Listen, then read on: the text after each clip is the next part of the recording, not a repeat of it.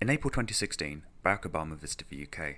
While he was here, he gave his opinion that the UK should remain part of the European Union, an undemocratic organisation whose rules are supreme over the UK's laws. Seeing as Obama gave his opinion on the UK, I thought I'd give my opinion on his presidency. I'll group my views into foreign policy, domestic policy, although I totally appreciate that people living in America will be better placed to comment on that, and the comments he made specifically in relation to the UK and the EU. In each case, his presidency has been one of massive contradiction. Starting with foreign policy, in 2008 he repeatedly promised that he would close down Guantanamo Bay, but 8 years later it is still open. He has lifted sanctions in Iran in exchange for them abandoning part of their nuclear program. Some have criticised the deal, as Iran is still allowed to enrich uranium, and has said it wants to destroy Israel, Saudi Arabia and America. Regardless, Obama thinks lifting sanctions is the way forward, whereas he has applied further sanctions on North Korea in an attempt to stop the development of its nuclear weapons, and North Korea has said it wants to use them on South Korea and America. He spoke strongly about defeating Al-Qaeda, but has done nothing about them spreading into India, and has directly given arms to military groups in Syria which have pledged support to them. He has stated that destroying ISIS is his top priority, but has done nothing to stop ISIS moving into Southeast Asia. He promised a total removal of troops from Iraq, saying it would be the first thing that he would do. It took him 3 years, and actually getting the troops out that quickly led to a destabilisation, the rise of ISIS, and America has now had to return around 4,000 troops to Iraq. When defending General David Petraeus, director of the CIA, over allegedly leaking classified information, Obama stressed the importance of innocent until proven guilty. However, he has authorised thousands of drone strikes in Pakistan and Yemen, which have led to the deaths of around 2,000 people, many of whom have been shown to be civilians, sometimes children. Where was their innocent until proven guilty? He apologised for the NSA spying on allies to America, but has previously defended them, saying it had the right balance between security and privacy. He has urged Cuba to embrace democracy, but has asked the UK to give up its democracy to the EU. More on that later. In 2006, he said, "We should be clear that the institutions of democracy, free markets, a free press, a strong civil society, cannot be built overnight, and they cannot be built at the end of a barrel of a gun. And so he must realise that freedoms do not just come from deposing a tyrant and handing out ballots. They are only realised once the personal and material security of a people is ensured as well." Ooh, it's good presidential stuff, isn't it? However, after military intervention in Libya, Obama did nothing to help rebuild the country, which has now fallen into civil war and is a hotbed for ISIS. On to domestic policy. As I don't live in America and others will be better placed to comment, I will be brief and only point to 3 areas of massive contradiction.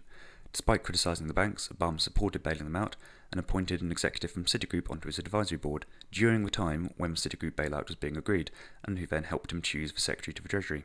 He spoke at length about the importance of helping the poor. However, he made large cuts to the funding of food stamps, and he has previously argued that America is a nation of immigrants. However, he deported more people than any other president, over 2 million people. And so finally, on to what he said about the UK and the EU.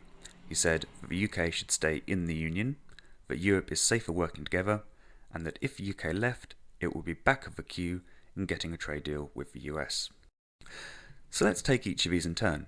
Firstly, if a political union between countries is a good thing, then why doesn't Obama propose it for America?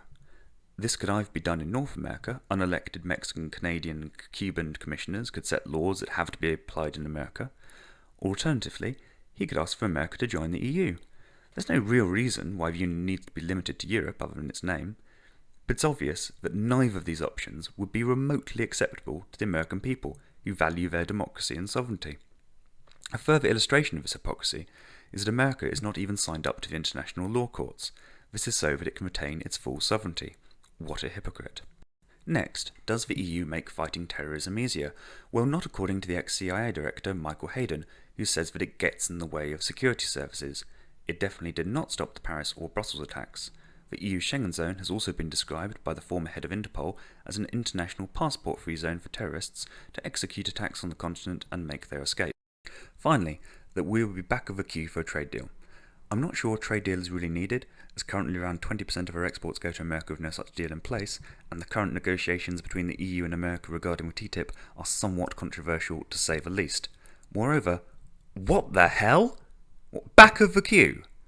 Behind Iran, North Korea and Russia?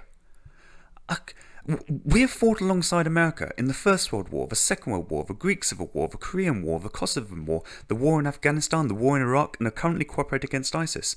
We share military bases, intelligence, and invest in each other's industries. Well, back of the queue? Well, seriously, who is this guy? Also, how can he be in a position to say that? His presidency is all but over. The two frontrunners for succession, Hillary Clinton and Donald Trump, both have significant ties to the UK. Bill Clinton went to university in Oxford, and Trump has loads of investments here. Obama is in no position to say that we'll be back of the queue. So why has there been such massive contradictions throughout Obama's presidency? Sure, he's had to contend with a Congress that has been very unsupportive of him, but that on its own does not explain the baffling extent of the incongruity. In all honesty, I don't think the Obama presidency will be fully understood for another 5 to 10 years. If you have a view, please post it below.